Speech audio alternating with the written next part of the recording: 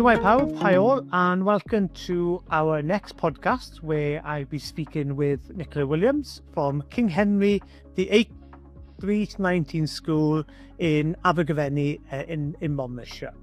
Now, during this episode, we delve into how Nicola has embraced and developed her teaching and learning practices and strategies through delivering a hybrid learning course to learners across Monmouthshire. How are you, Nicola? You doing well? Good, thank you, Stephen. Yeah, great. Good. So, just to give the audience some context, since September 2024, the 4 secondary schools across Monmouthshire have been working together to deliver 4 hybrid learning courses. Now, these courses historically have had non-viable numbers or haven't run at all within the local authority and were at risk of ceasing to exist if collaboration between the schools wasn't set up. So, after the first year of collaborating and delivering the hybrid learning courses across Monmouthshire, why not have a chat with one of the teachers who's been delivering one of the courses? But first of all then, Nicola, can you just tell us a little bit about your teaching background and what led you to your involvement in delivering a collaborative hybrid learning course in Monmouthshire? Yeah, thank you, Stephen. I've been teaching now for 30 years, teaching a range of subjects, so business, economics, health and social care, public services, as most teachers do, teaching a wider range as I've got a little bit older and more experienced. Economics stopped running in our school approximately 10 years ago, as you just referred, mainly due to non-financially viable numbers, and it was a real shame.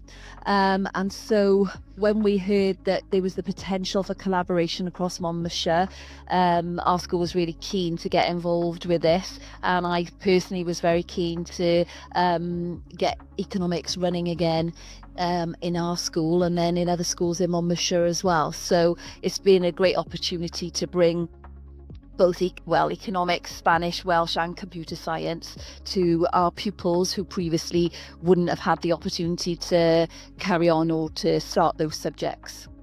Yeah, that's great to hear that. And just listening to your background there, having that chance to teach economics again was definitely something that I remember having a chat with you initially.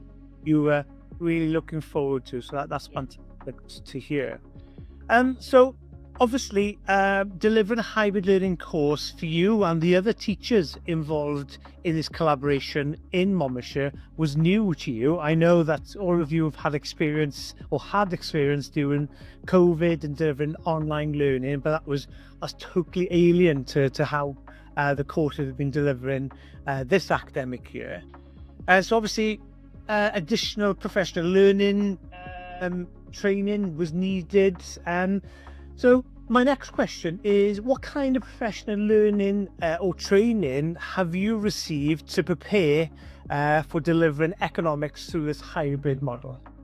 Well, we were really lucky because we've been planning potentially using e-sgol for a number of subjects. We've started our professional learning the summer term previous to actually teaching in the September, and I think that was really helpful to give us all a little bit of an introduction, to meet the other teachers in the team and to meet yourself and anyone else who was involved in the organisation of this.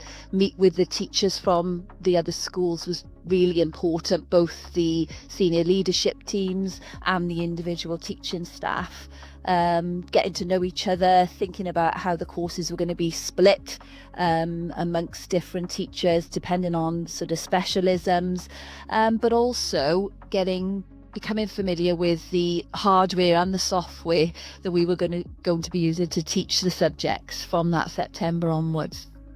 In particular, setting up the whole system in terms of using the XP pen hardware, linking that to my laptop and just getting used to using that, which I found incredibly helpful in the teaching of economics. Being able to annotate graphs and PowerPoints has been really helpful. but also using the Teams again. Obviously we used Teams, as you said, in COVID, but this is using Teams in a different way, to deliver whole lessons, whole courses, and finding out about the different aspects of Teams which I hadn't used before. So the assignment function, going into class notebook via Teams. So there was an awful lot of sort of possibilities within class notebook and Teams which I wasn't aware of until we started teaching these hybrid courses. And I think your training on those aspects was really helpful. And also being able to not just have the training, you came in obviously to face-to-face sessions, but also you offer those online workshops which were really helpful and enabled us to ask individual questions that were relevant to our own teaching. And also being able to go back and look at those, and when we had a little bit of time and when we were planning certain things, having those sort of 10-20 minute recordings that we could go back to again was really, really helpful, because it was on hand as and when you needed it. Yeah, and I'd like to echo what you said there, is that the training wasn't given to you as a reaction. It was a very proactive approach within Monmouthshire, where it was basically 18 months of support for you as teachers, but also the schools, and also the involvement of the whole school and the local authority, really engaging with all stakeholders. And I remember the first meeting in County Hall in Monmouthshire. I think all the teachers were a bit sceptical initially, not sure how it was going to work or how it was going to be delivered for other students. But obviously working with you individually and in groups, and you obviously working with other teachers, I think that has been beneficial and a good practice then of how to develop those hybrid learning approaches within a local authority. You touched upon some of the software. So you mentioned using Microsoft Teams and Class Notebook as the vehicles to deliver the lessons and also to give students tasks and so forth. Could you maybe delve into how that's been, how you worked that out, and how has that been effective for you and your students? Definitely. Initially, I started really by using Class Notebook, uploading my resources, obviously to Class Notebook, learning how to share those and distribute those then with the students. And again, that took a little bit of time because Teams can be a little bit clunky sometimes and allow you to do one thing one day and not the next, but we soon got the hang of that and got used to sort of distributing those materials, but also looking at the different parts within the Class Notebook, so the content library, the collaboration space, and thinking about how we could integrate those into the lessons. Certainly the collaboration space is something that I've used more as I've gained in confidence and as I've moved through the teaching the course this year, where the students can all contribute and all sort of annotate or adapt a document, and I think they've enjoyed being able to do that and see the responses coming up onto the screen as well as everybody else's. So I think that's worked really well. Within Teams specifically, using the assignment function. So I hadn't used that initially. I'd just put all the assessments and tasks within the Class Notebook. And then when we shared good practice amongst members of the teaching team, somebody had mentioned using that, and then you gave us a little bit of a tutorial on how to use the assignment function, and that is really effective in allowing you to teach as you would in a normal classroom. So being able to, as the students are working live in a class, you can sort of be monitoring that assignment function and looking at the work as they're progressing through a particular question. Drawing a certain diagram for economics obviously is really helpful, and you can, I was able to give them immediate feedback, either verbally or typing something on their work as they were working. So that really, I think, changed significantly the interactivity in the lessons and how well I was able to sort of to teach as I would normally teach in a classroom. That really helped. I think the other aspect that I've used and something I want to develop a little bit more is using Microsoft Forms. So using that as a means of producing sort of, for economics, definitely multiple choice sort of quizzes and tests for the pupils.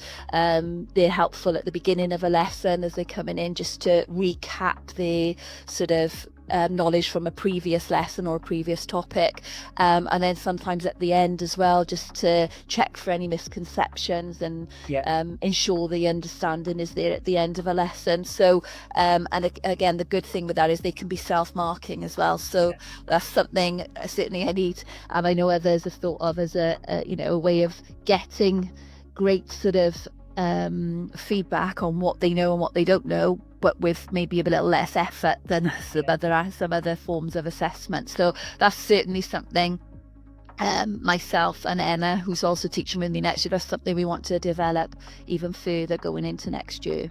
I think what's been quite positive in working with yourself and the other teachers within Monmouthshire is the opportunity to speak to you, have tutorials and deliver workshops, but you as a group have really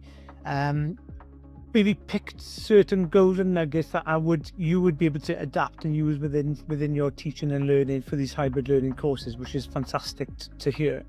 One thing we forgot to mention at the start is how the teaching and the split of the students works for your course for this academic year.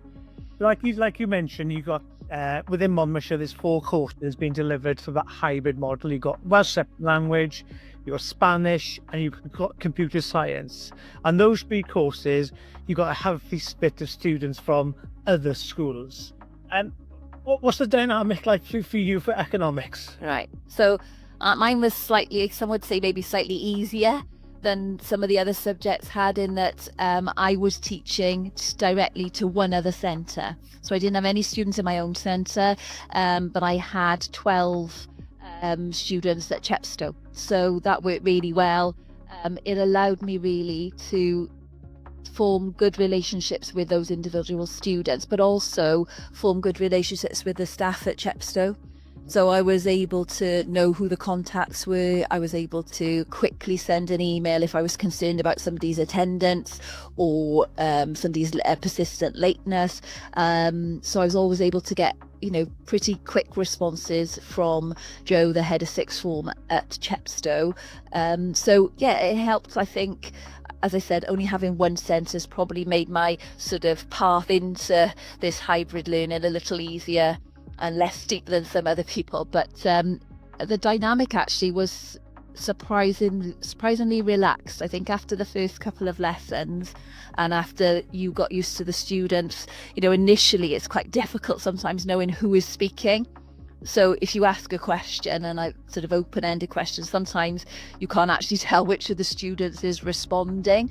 So I soon got used to the fact that actually I needed to pick an individual student. So it was clear to me then who was responding, and I got to know then the individual students much more quickly, I think. And got to recognise their voices and see who was contributing in those sort of question and answer sessions. So it's worked very well. Next year, we're now going to move on to teaching to 3 centres. So that will be, again, a bit of a learning curve for me, because I'll be managing, or myself and Emma, we'll be managing the teaching across 3 centres then. So it'll just be expanding our contacts with those different schools, and again, getting to know those individual students initially. Yeah. And what's great to hear is that obviously this year is a bit of an anomaly, just one centre feeding in, but that has evolved and with interest now from other schools. Also, by having another teacher from another centre, from is it Monmouth? We're called COT. From Caldicott, obviously you then have an opportunity to work with another teacher, develop your professional dialogue, your professional learning with another teacher then. So it's really pulling those strings together and strengthening economics as a subject within the local authority, which is great to hear. And I think one thing I just wanted to touch on there is that communication is key. Communicating between you and the students, but also with the schools as well. So and you've articulated that really well there. So thank you for those answers. Okay, next question. So what challenges then have you encountered whilst delivering economics as a hybrid learning course? And also, how have you addressed them? So I think sometimes the technology can be a little temperamental. So my students in Chepstow were in a classroom that's got quite old equipment. So they soon got used to being able to sort of twiddle a couple of wires, fiddle about with turning the board on and off if it wasn't working. So initially there were a few hitches, maybe where the sound wouldn't work or they couldn't see me. But I think one sort of thing I've learned from that is for the students to know who to go to in their centre. And so they need to know where the technician is, where the IT technician is, or what member of staff they go to if we are having a problem or an issue, because obviously that's easier for them. They're on the ground, they can go physically and get someone, which is going to be, the response there is going to be much quicker than obviously me emailing someone or phoning someone and trying to get a response. It hasn't, it only happens very occasionally where we have a technical hitch, and this is sorted out really quickly. So it's just one of those things that I think you just need to not get stressed about and be quite relaxed about and think it will happen, but it all gets sorted, and it's not really an issue. I think initially building relationships with the students was harder teaching via hybrid learning rather than being in an individual classroom.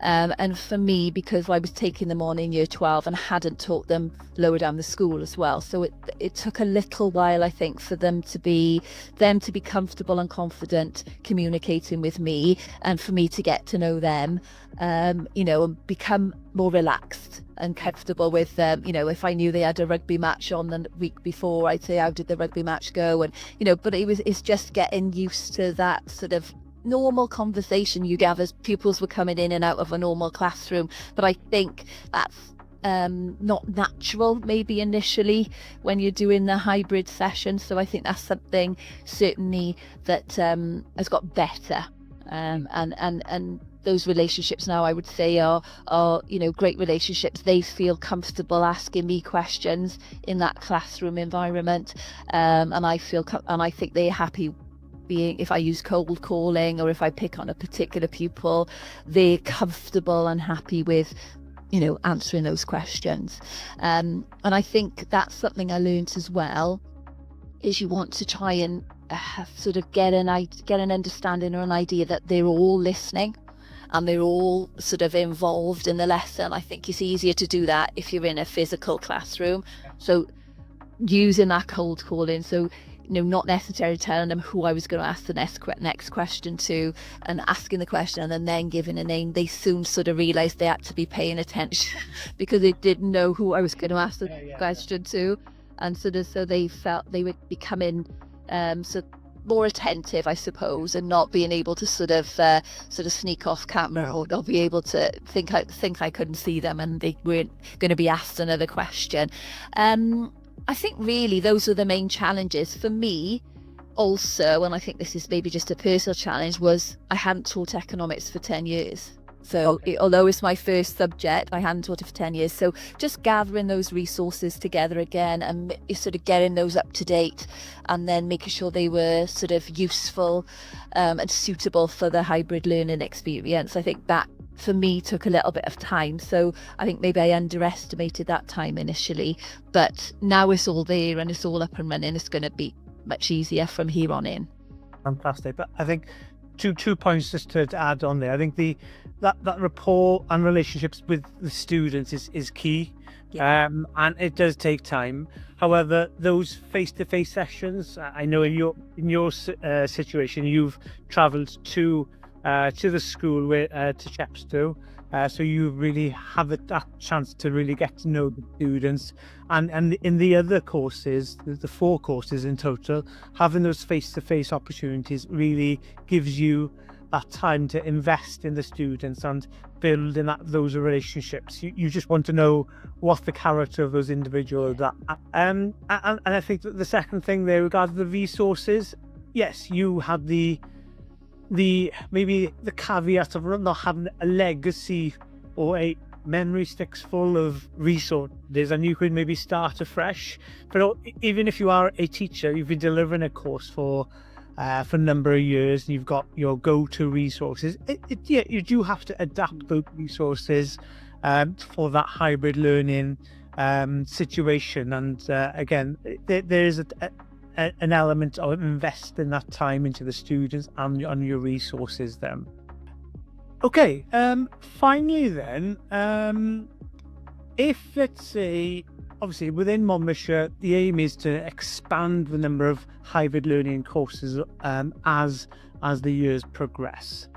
If a teacher within Monmouthshire or even outside of the local authority was asked to deliver a hybrid learning course, what kind of advice or tips would you give to that teacher who is about to start their hybrid learning journey?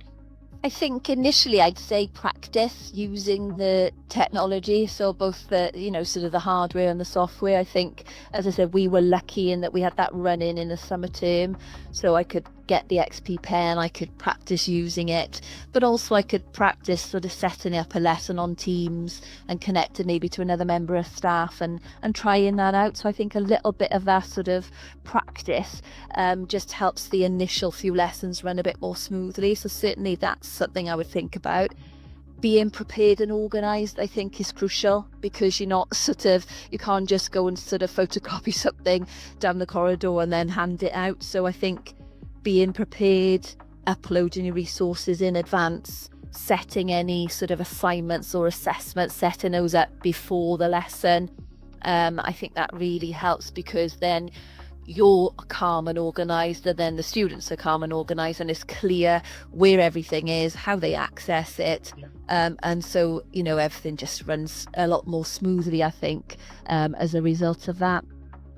I think one more thing, and I think I've already referred to this really, but is getting the students involved as early as possible. So getting that interactivity as early as possible within the course. So asking them questions, getting them to use the collaboration space, also sort of getting them prepared to ask you questions. And I think, like in any classroom, the more you do that, the more comfortable they are with doing that, and then it just becomes really, really natural. So I think that really would be my advice, is just that organisation, the preparation, and trying to make, I think, it as much like your normal classroom and your normal teaching as you can. Yeah, and I think a final point on the collaboration and the teachers involved in this network is, you touched on it there, sharing, having a go with other teachers. I think what's been quite great to see within this network is that you do have professional learning afternoons where you all come together and you have opportunities to just share what has gone well and what you would like to develop.